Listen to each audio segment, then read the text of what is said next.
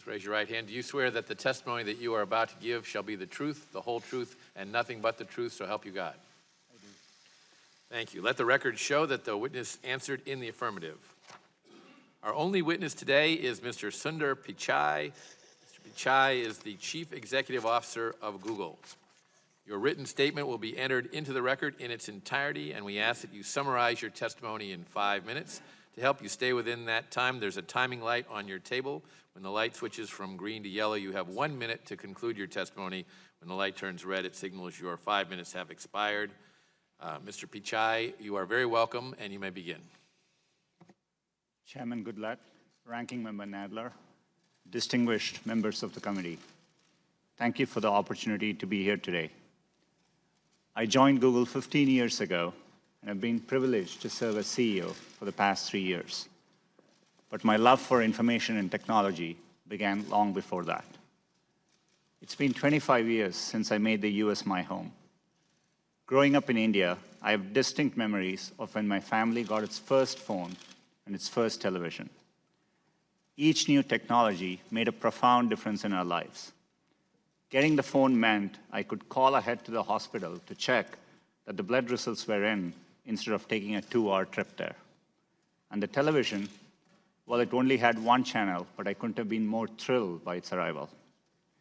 Those experiences made me a technology optimist, and I remain one today.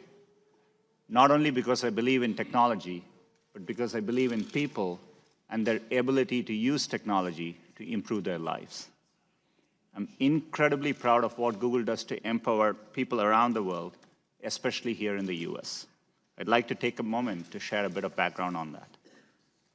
20 years ago, 2 students, one from Michigan and one from Maryland, came together at Stanford with a big idea: to provide users with access to the world's information.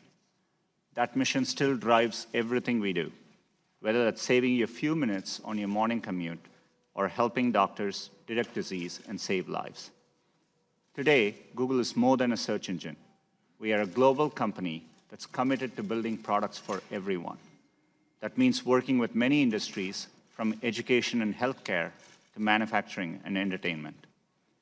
Even as we expand into new markets, we never forget our American roots. It's no coincidence that a company dedicated to free flow of information was founded right here in the US. As an American company, we cherish the values and freedoms that have allowed us to grow and serve so many users. And I'm proud to say we do, and we will continue to work with the government to keep our country safe and secure. Over the years, our footprint has expanded far beyond California to states such as Texas, Virginia, Oklahoma, and Alabama. Today in the US, we are growing faster outside of the Bay Area than within it. I've had the great opportunity to travel across the country and see all the places that are powering our digital economy, from Clarksville to Pittsburgh to San Diego, where we recently launched a partnership with the USO to help veterans and military families. Along the way, I've met many people who depend on Google to learn new skills, find jobs, or new businesses. Over the past year, we have supported more than 1.5 million American businesses. And over the past 3 years, we have made direct contributions of $150 billion to the US economy, added more than 24,000 employees, and paid over $43 billion to our US partners across Search, YouTube, and Android. These investments strengthen our communities and support thousands of American jobs. They also allow us to provide great services to our users to help them through the day. It's an honor to play this role in people's lives. And it's one we know comes with great responsibility. Protecting the privacy and security of our users has long been an essential part of our mission. We've invested an enormous amount of work over the years to bring choice, transparency, and control to our users. These values are built into every product we make. We recognize the important role of governments, including this committee, in setting rules for the development and use of technology. To that end, we support federal privacy legislation and proposed a legislative framework for privacy earlier this year. Users look to us to provide accurate, trusted information, and we work hard to ensure the integrity of our products. We have put a number of checks and balances in place to ensure they continue to live up to our standards. I lead this company without political bias and work to ensure that our products continue to operate that way. To do otherwise would be against our core principles and our business interests. We are a company that provides platforms for diverse perspectives and opinions, and there is no shortage of them amongst our employees. Some Googlers are former servicemen and women who have risked much in defense of their country. Some are civil libertarians who fiercely defend freedom of expression.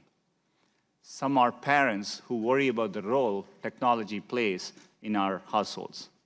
Some, like me, are immigrants who are profoundly grateful to the freedoms and opportunities it offers. And some of us are many of these things. Let me close by saying that leading Google has been the greatest professional honor of my life. It's a challenging moment for our industry, but I'm privileged to be here. I greatly appreciate you letting me share the story of Google and our work to build products worthy of the trust users place in us. Thank you for the opportunity, and I look forward to answering your questions.